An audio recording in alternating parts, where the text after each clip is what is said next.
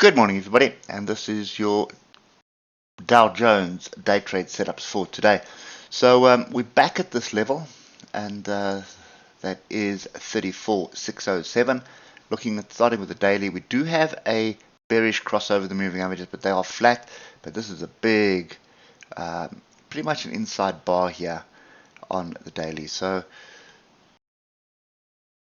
moral of the story is break and retest at 34,607 gets us more structure to the downside, but at the moment we are kind of ranging, kind of confused. Look at last week's price action, still making higher lows and higher highs, but no real direction at all. And lots of tails to the upside, tails to the downside, lots of barbed wire, lots of confusion. And we do have quite a bit of data coming out this week with the Feds. And look at this on the 3 hour, you can see complete confusion, then big up and then big down going into the close. I'm very reluctant to be trading this still, as I was last week.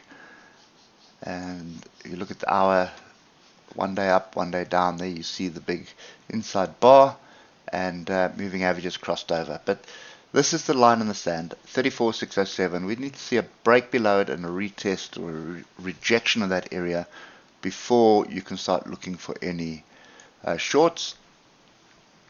And I'm not sure I'd be looking for longs in this area anyway.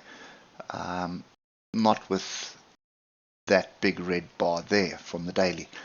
So there's no real structure to the left apart from some micro levels. One here where we are now. And when I say micro levels, I'm talking about levels from the 15-minute chart. So there we go. So this would be the most logical one, 34,796, probably 34,800. This may also get us moving, and that is 34,724. But if we start getting up into this area, 34,856, I'd be a little bit reluctant. There are there gaps here? I think there's one there. Yeah, there's a very little one, small one there. There's a big one up there. And there's one up right at the top there. And then one over here. And don't think there's anything there. No, nothing there.